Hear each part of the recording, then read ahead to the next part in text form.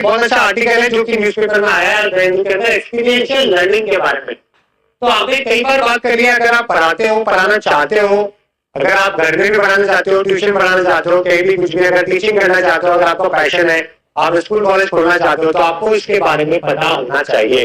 इसके बारे में कोई भविष्य नहीं है। अगर आप कोई स्कूल बना रहे हो जहाँ पे एक्सपीरियंशियल लर्निंग नहीं है, तो आप बच्चों का भविष्य खराब कर रहे हो। आप मत खोलना ऐसा स्कूल।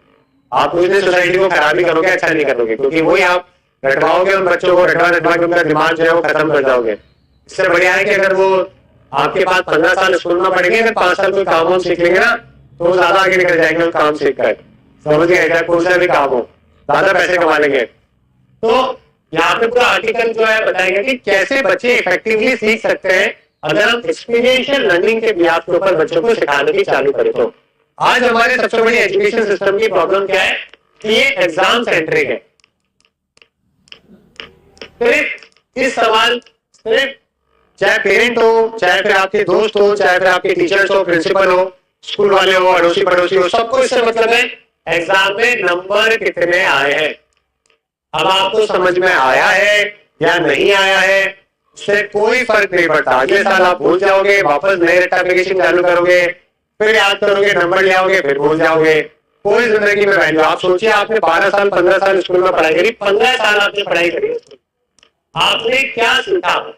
अगर मैं एंड में ये बोलूं कि आप यारी दोस्ती भूल जाओ, खेल कूद भूल जाओ, समझ गए, अपना अच्छा मूवमेंट जो आपने स्कूल में बिताया होगा दोस्तों के साथ, वो भूल जाओ। लर्निंग की बात करते हैं, क्योंकि घर वालों ने पैसे तो आपको लर्निंग के लिए भेजे थे।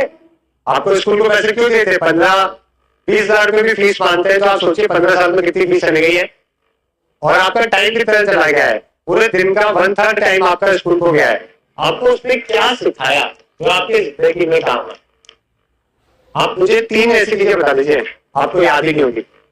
जब आपको 15 साल में आपने गुजारने के बाद, जबकि उस दौर में तो हमारा दिमाग बहुत तेज होता है, बच्चा बहुत सीखता है, सीखने की कैपेसिटी बहुत फास्ट होती है, ग्रैब करने की कैपेसिटी, तब भी स्कूल हमें कुछ भी नहीं दे पाया।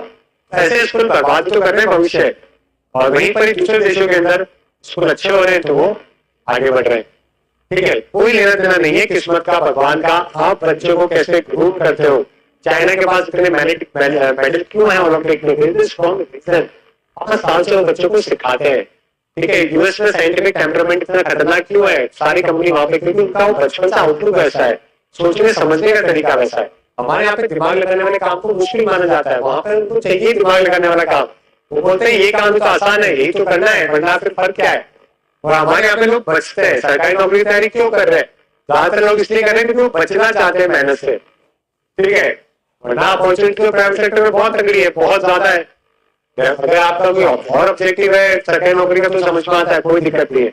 लेकिन मेजरली लोगों की कहानी यही है। तो हमें जो अब एजुकेशन की जो जरूरत है, और पहले भी एक ही वो थी कि हम लोग काम करते हुए सीखे, इंटरेक्ट करें, रिफ्लेक्ट करें। समझ गए? बच्चे आपस में बात नहीं करेंगे तो फिर कैसे खुलेंगे, कैसे अपना कम्युनिकेशन स्ट्रॉन्ग करेंगे, कैसे जो है वो सच और गलत या गलत सच, उसको कैसे उसके बारे में बात कर पाएंगे, समझ पाएंगे। तो हमें क्रिटिकल थिंकिंग, कोलैबोरेशन, ठीक है, प्रॉब्लम सॉल्विंग हमारे बच्चों को बनाना बहुत जरूरी है। प्रॉब्लम आने के ऊपर हमें ये रट्टा एप्लीकेशन काम नहीं आता है, उस टाइम पे आप उन्हें कैसे चीजों को सॉल्व करते हो आप, वो काम आता है। ठीक है, पर्सनल बिलीफ जो है वो रियल लाइफ एक्सपीरियंस से ही बच्चा है जो कि सीखता है।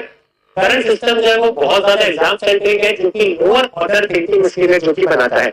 तो क्लरिकल स्किल के लिए जो है वो ब्रिटिशर्स ने ये रोट लर्निंग है जो कि इंट्रोड्यूस करी थी। और हमारा आज के टाइम पे देखोगे तो बहुत ही लोअर ऑर्डर थिंकिंग स्किल था। हमारे सिर्फ याद करने पे फोकस करते हैं, कोई हम लोग एप्लीकेशन की कहाँ पे काम आएगा, इससे हम क्या बना सकते हैं, इससे हम लोग क्या क्रिएट कर सकते हैं, इसके ऊपर स्कूल में कोई बात नहीं करता, जिसकी वजह से गरीब और अमीर के बीच में और फर्क जो है वो बढ़ता चले जाता है। क्योंकि अमीर तो क्या होते हैं कि आज फॉरेन में जाके एजुकेशन ले लेंगे, इंडिया के टॉप स्कूल के अंदर पढ़ लेंगे जहाँ पे थोड़ा बहुत ही सिखाया जाता है, उनका नेटवर्क बहुत अच्छा होता है, तो वो वहां से सेटल हो जाते हैं। लेकिन गरीब बच्चा जो है, मिडिल क्लास बच्चा, उसका कुछ भी नहीं होता, क्योंकि वो रट्टा एप्लीकेशन मारते मारते बेचारा कुछ ऑप्शन नहीं बचता है सरकारी नौकरी के अलावा, और वो सबको मिलती नहीं है। ये जो फर्क है ना रिच एंड पुअर में, ये और बढ़ता जा रहा है। अगर गरीब बच्चा, मिडिल क्लास बच्चा जो है, अगर उसकी भी क्रिटिकल थिंकिंग, अगर कोलैबोरेशन, प्रॉब्लम सॉल्विंग स्किल अगर उसको सिखा दी जाए, तो वो जिंदगी में बहुत आगे बढ़ सकता है। फिर उसको इस चीज से फर्क नहीं पड़ता कि कौन जो है कहां से आता है। तो फॉरन यही है कि लर्निंग जो है वो पर्सनलाइज होनी चाहिए। एक अप्रोच सारे बच्चों में इंप्लीमेंट नहीं होती है। लर्निंग जो है वो कंटीन्यूअस प्रोसेस है, और रियल वर्ल्ड एप्लीकेशन आपको सिखाना बहुत ही जरूरी है। ठीक है, तो ये ग्रुप मॉडल है जो कि इसको कहते हैं कि आप लर्न बाय डूइंग, आपने जो सीखा है उसका आप रिफ्लेक्शन भी करो। ठीक है, आप कॉन्सेप्ट को अच्छे तरीके से सब छोटे छोटे पार्ट के अंदर इमेजेस के थ्रू, ग्राफ्स के थ्रू, है ना, इन्फोग्राफिक्स के थ्रू जो है वो समझाने की कोशिश करो, ताकि लर्निंग जो है वो थोड़ी इंटरेस्टिंग है जो कि बन सके, एक्सपेरिमेंटेशन कर सको, सो दैट चीजों को आप बेहतर तरीके से समझ।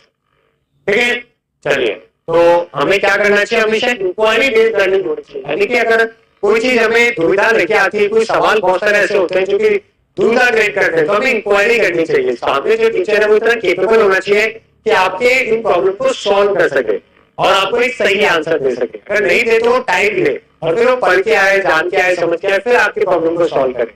अदरवाइज अगर टीचर केपेबल नहीं है तो फिर जिंदगी, और हमारे मैक्सिमम स्कूल के अंदर, कॉलेजेस में, जितने भी जगह पे आप देखोगे दे आर नॉट केपेबल।